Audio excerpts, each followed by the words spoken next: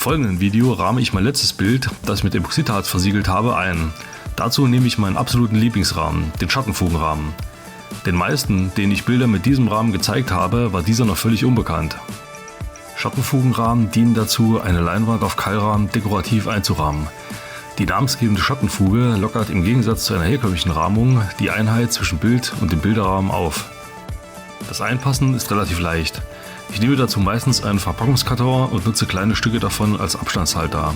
So lässt sich das Bild im Rahmen einfacher arretieren.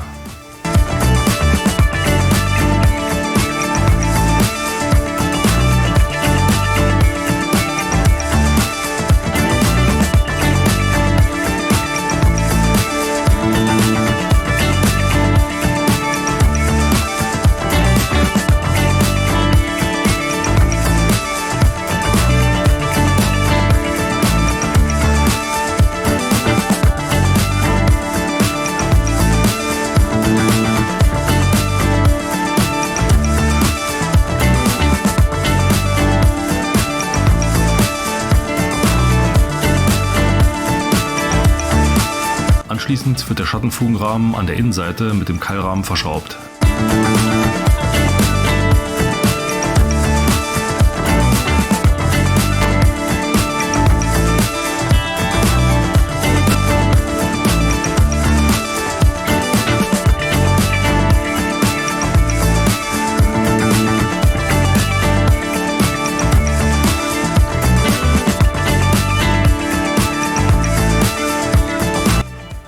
Wie anfangs erwähnt, bin ich ein großer Fan von Rahmen mit Schattenfuge.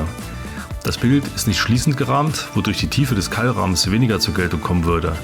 Von Nachteil wäre das vor allem bei Bildern, bei denen die Außenseite bemalt oder mit Farben überzogen sind. Vor allem bei Pouring-Bildern ist das ja fast immer der Fall. Die Schattenfuge lässt dem Bild an den Seiten etwas Luft, sodass man das komplette Kunstwerk sehen kann.